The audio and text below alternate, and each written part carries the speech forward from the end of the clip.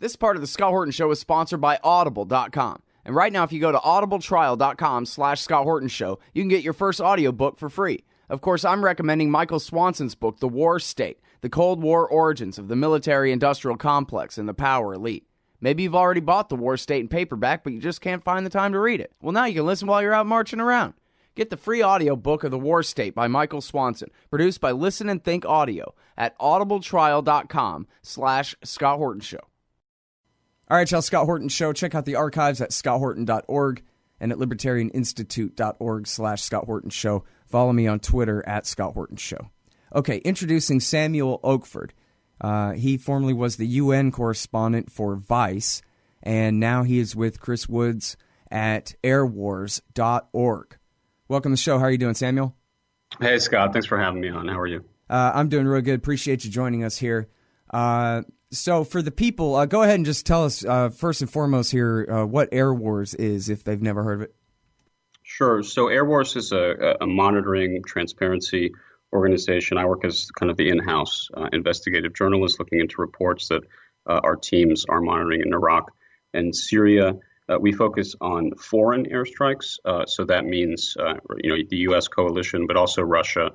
And we have watched these reports from the ground for, since this began in 2014, and have come up with estimates of how many civilians likely were killed during that time each month. And those estimates are far higher than either the U.S. coalition or Russia, which claims it, doesn't kill anyone, have admitted to.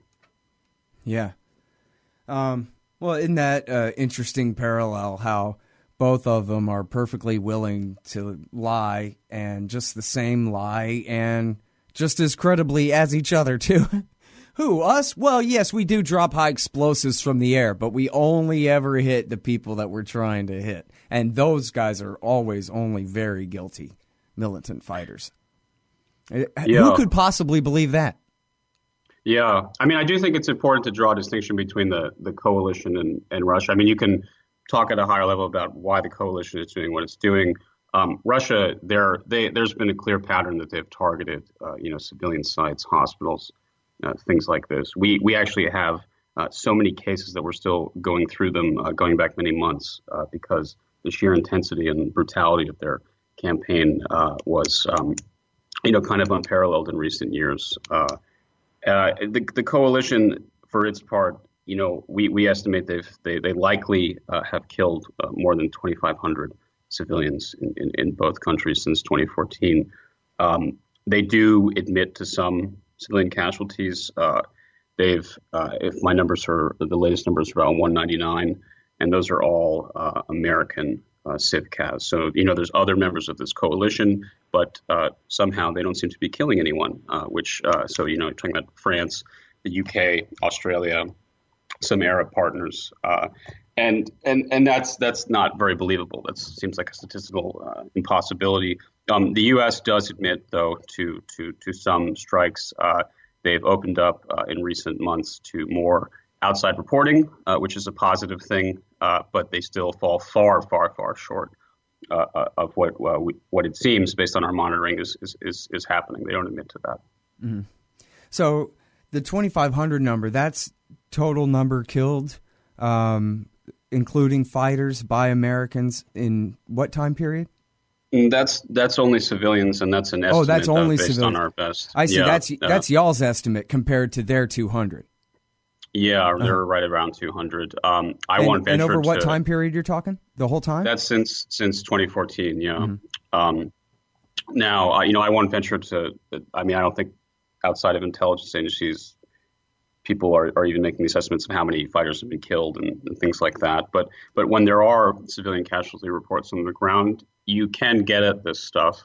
It exists on social media. So you have to speak Arabic. We have some great researchers that work on Iraq and Syria specifically, that go through social media looking for reports. People write, a Facebook message when their family member is killed in an airstrike, or in another form of violence. Check that against other local media, because this is generally not really covered, and especially not with any kind of granularity. in the international press. So that's what we do. Yeah.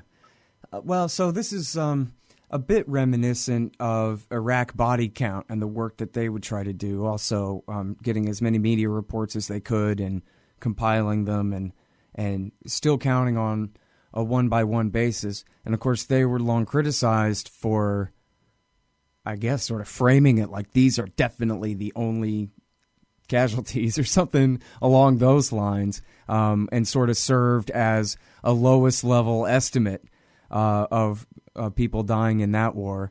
But so I wonder whether you guys have sort of an estimation of, the deaths that you just can't ever be made aware of that must be out there somewhere. In other words, like a separate number for these are the ones we can prove and these are the ones that we have, moderate evidence, and these are the, overall we think probably the number is more like this, that kind of thing? Yeah, I mean, it's impossible to have, an exact estimate given the lack of investigations on the part of the belligerents here, and also a lot of this is happening in ISIS-controlled territory where they will, kill people if they so much as use a phone, let alone whether they're using that to disseminate reporting.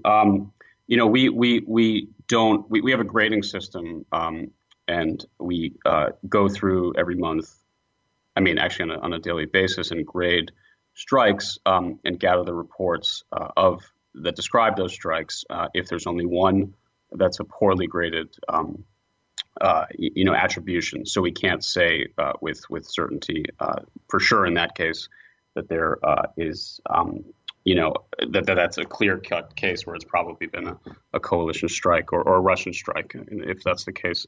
For instance, in January, we came up with 95 alleged civilian casualty incidents, which was a big increase. That was also the first month that coalition deaths attributed to the coalition surpassed Russia. So that's Iraq and Syria compared to the Russians in just Syria. So that was over 600.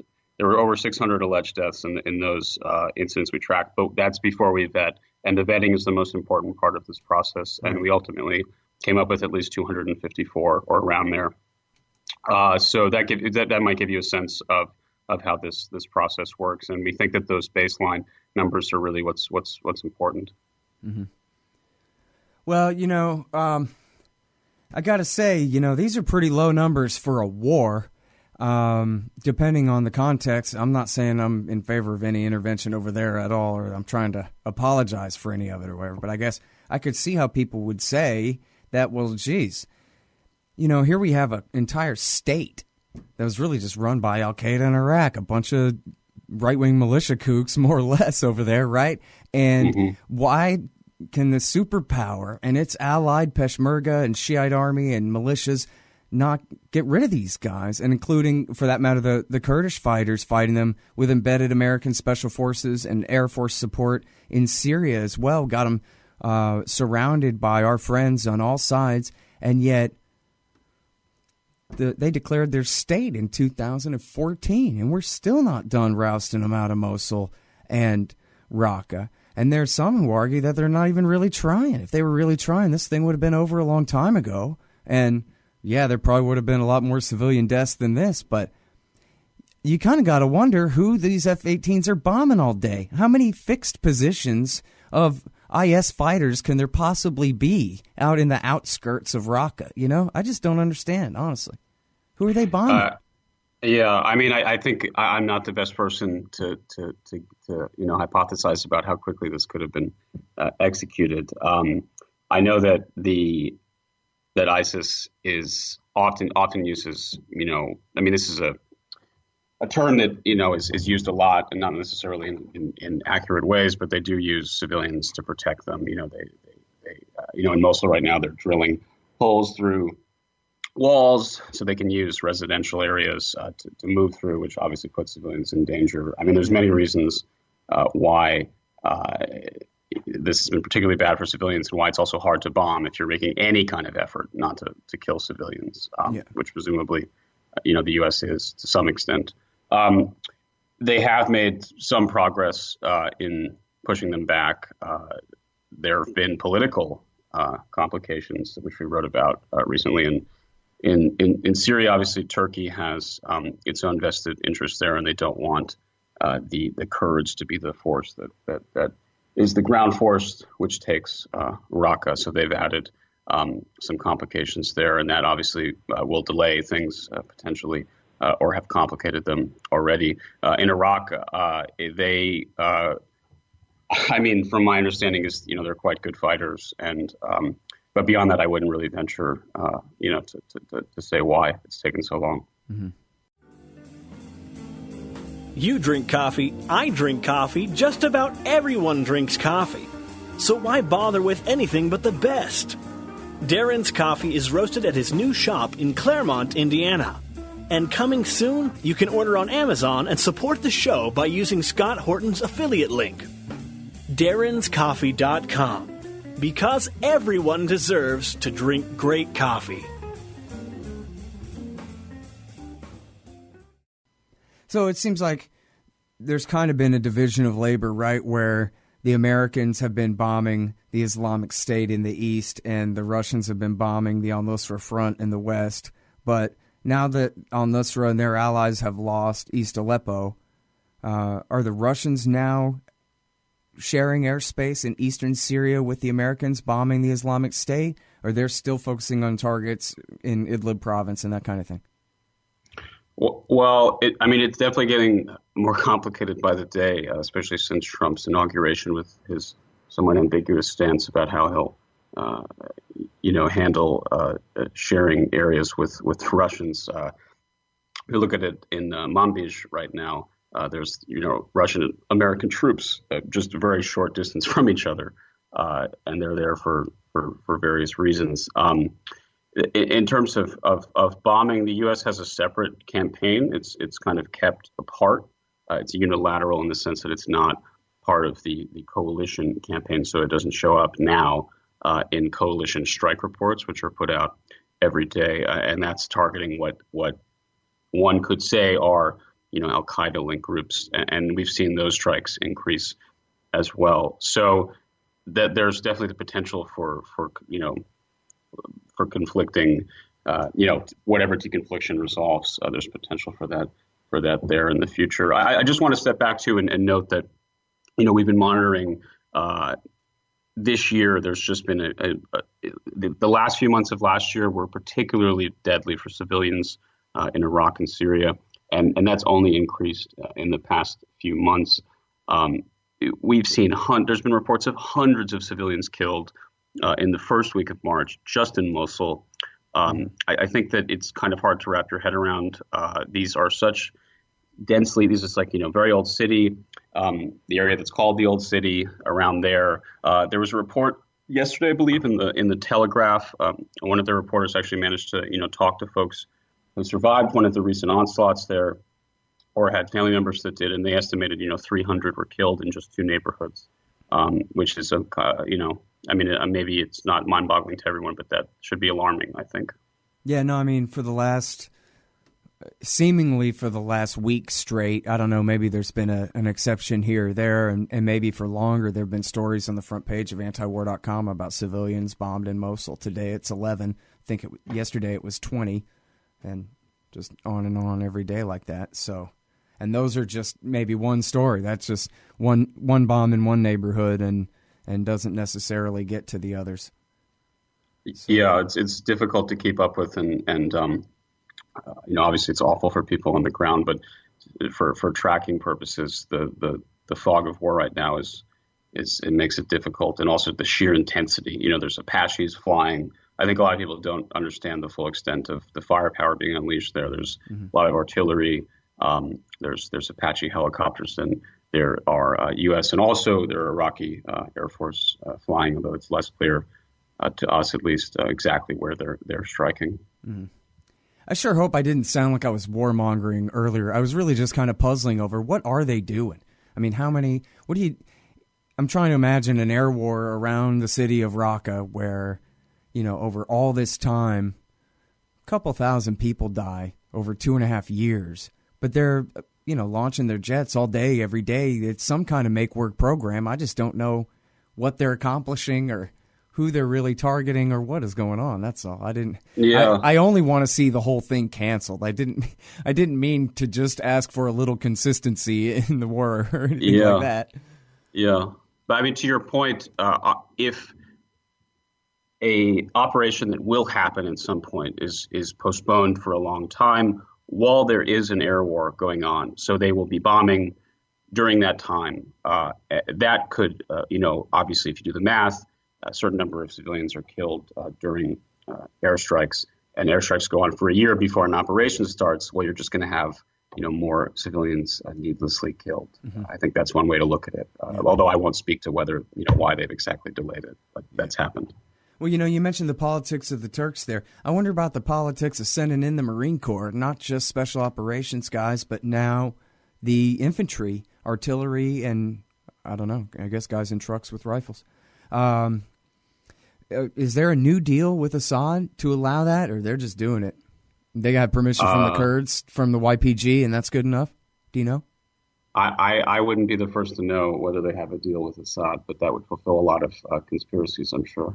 But I mean, it's either that or they've invaded his country, right? Yeah, I mean, the point of special operations forces is that they're deniable, even if they're really not. I mean, they sort of kind of are, but infantry's infantry, right? I mean, I'm not the legal expert, Scott Horton. That's the other guy, but you know what I mean.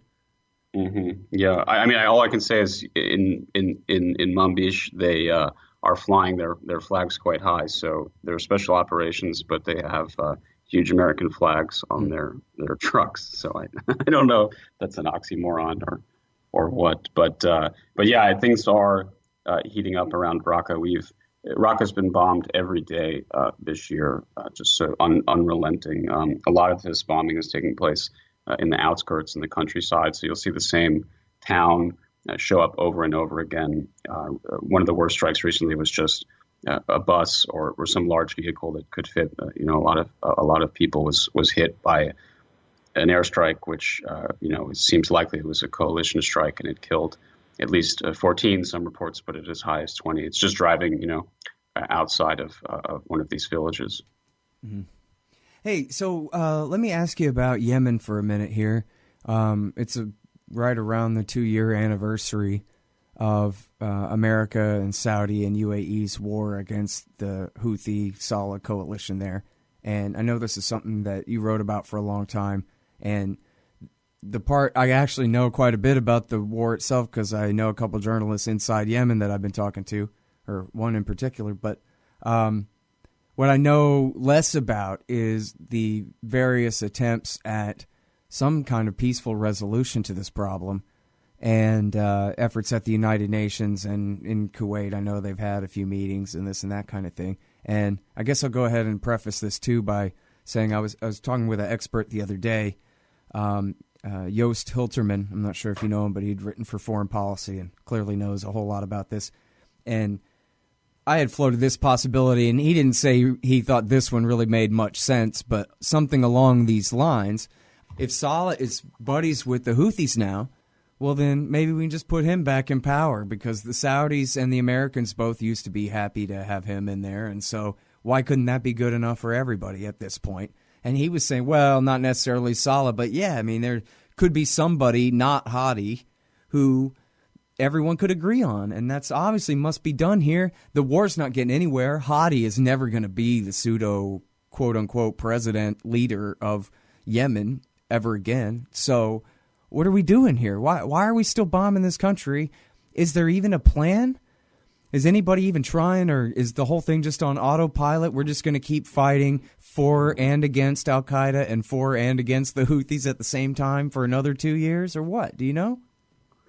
I mean, I don't know. It's so difficult now, 2 years into this, to know what will play out. I don't think that reinstating Saleh is something that would be morally acceptable to a lot of people, given how he ran the country and stole money and so forth for so long. I think one way to look at this also is this was another situation that was handed off to the Trump administration in a sense. Not that you can not blame the Trump administration for what it's continuing to do, and especially for to highlight the escalation against alleged Al Qaeda sites, which are unprecedented. The intensity of those strikes, and as you pointed out, there's two things going on here. There's the U.S. support for the war against the Houthis and their allies, and then also these Al Qaeda strikes. I think that Obama, I mean, late in his presidency, he finally decided not to pull some guidance systems, reportedly that they were going to sell. Trump has now apparently decided, or Tillerson has decided that that sale will go through. A lot of people are making noise about that. Say what you will about that, but the overall support package was never in question. It seems, so the U.S. is refueling planes every day. As far as I know, that's still happening. So the meat and potatoes here. The U.S. is supporting a war there. So I think people have lost that a lot with all the focus on the special ops raid. I really have seen nothing about the actual U.S. Military campaign there that exists in parallel. Yeah. Well, and I guess a lot of us, I'll say us because including me, I don't know about you, but there's a little bit of a sigh of relief that, well, the Secretary of State, even though he's a businessman, at least he's a businessman and not straight out of the American Enterprise Institute and some kind of neoconservative ideologue, and yet coming from Exxon, that means he might as well not even be a Texan. He might as well be from Saudi. He's people say, oh, he's friends with Putin. Forget Putin. He's friends with the king of Saudi Arabia is who he's really friends with. And that just means that if there's, anyone hoping we might have some kind of break from Obama's policy here, there's no real reason to think that we're going to see it. And he's already come out, right? As you're saying, they've gone ahead and licensed what they claimed they were canceling. Hey, let me ask you one thing, because I just know you've paid so much close attention to Yemen here. I have two unconfirmed rumors. I'll characterize them as such, but they come from really good sources. Former Ambassador Dan Simpson heard a rumor like this. He called it a rumor, unconfirmed report. And Andrew Coburn, one of the best journalists around, also heard an unconfirmed report, but two separate unconfirmed reports, saying that there were actually American flyers, airmen, contractors, or maybe even Air Force, not sure, riding in the back seat of those Saudi F-15s, bombing the Houthis, or, targets near Houthis anyway. I don't want to be too specific. And so I just wonder if you heard anything about that, Americans actually holding hands with the Saudis all the way to their targets there. I've heard a lot of things, but I don't know if that would be one of them. The U.S. has obviously been supporting them like you could imagine them in the cockpit in a way, even if they're not. Right.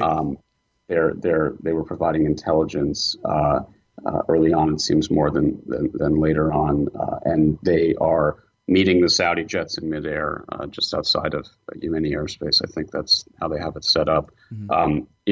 I haven't heard that specifically, and I'd want to get some better sourcing on that. But there's like a lot of U.S. contractors on the ground to begin with. I spent a long time trying to track down a total for that, to kind of articulate the U.S. support in all its manifestations. Obviously, there's the refueling, there's the record bomb sales, weapon sales under Obama. There's the unit that was sent over to assist in the campaign, and then there's just the countless contractors that are on the ground anyway. So whether they're in the cockpit or sitting behind the Saudi or UAE pilot, I think the implication is already clear. Yeah. Metaphorically, they're already there anyway. Yeah. All right. Well, listen, I really appreciate your time on the show. I hope, did I miss anything important I need to ask you? No, I would just, folks should keep an eye on the rising civilian toll in both Mosul and Raqqa. You can expect, especially, in Mosul, it's truly horrific right now. I suggest you go on Airwars and look up some of the recent tracking they've done. And then for Raqqa, that can be expected to continue as they move towards the city itself in earnest. Yeah, well, and once the air wars are over and the occupations begin, man, is it going to be a whole new nightmare when the Kurdish and Shiite occupation forces in Mosul are left to deal with the Sunni population there. And who knows what's going to... nobody's even said what their plan is for the future government of Iraqi Sunnistan at all, or Eastern Syria for that. I mean, I guess the assumption is Assad will rule Eastern Syria again, but does anybody really believe Baghdad is going to rule Fallujah, Ramadi, and Mosul like they had before? I don't know. I mean, I guess they're trying now, but with that's an important interview I need to get, Samuel, I guess, is what is the current state of affairs in Fallujah and Ramadi right now that they've been taken back. The post-ISIS plan is it needs to be more fully articulated, I would think. Otherwise, history could repeat itself. Yep. All right. Well, listen. Thank you very much for your great work and your time on the show. I really appreciate it. Okay. Thanks so much. All right, y'all. That is Samuel Oakford at airwars.org, keeping track of American and other Russian and Syrian forces and their civilian casualties for you there. Airwars.org. And sign up for their email list. I'll keep you up to date on all of it. That's the Scott Horton Show. Thanks, you guys. Check me out at scotthorton.org and libertarianinstitute.org/Scott Horton Show. Follow me on Twitter at Scott Horton Show. Thanks. Hey, y'all, Scott here. First, I want to take a second to thank all the show's listeners, sponsors, and supporters for helping make this show what it is. I literally couldn't do it without you. And now I want to tell you about the newest way to help support the show. Whenever you shop at Amazon.com, stop by scotthorton.org first, and just click the Amazon logo on the right side of the page. That way, the show will get a kickback from Amazon's end of the sale. It won't cost you an extra cent. And it's not just books. Amazon.com sells just about everything in the world, except cars, I think. So whatever you need, they've got it. Just click the Amazon logo on the right side of the page at scotthorton.org or go to scotthorton.org/Amazon. Hey, all, Scott Horton here. It's always safe to say that one should keep at least some of your savings in precious metals as a hedge against inflation. And if this economy ever does heat back up and the banks start expanding credit, rising prices could make metals a very profitable bet. Since 1977, Robertson Roberts Brokerage Inc. has been helping people buy and sell gold, silver, platinum, and palladium, and they do it well. They're fast, reliable, and trusted for more than 35 years. And they take Bitcoin. Call Robertson Roberts at 1-800-874-9760 or stop by rrbi.co.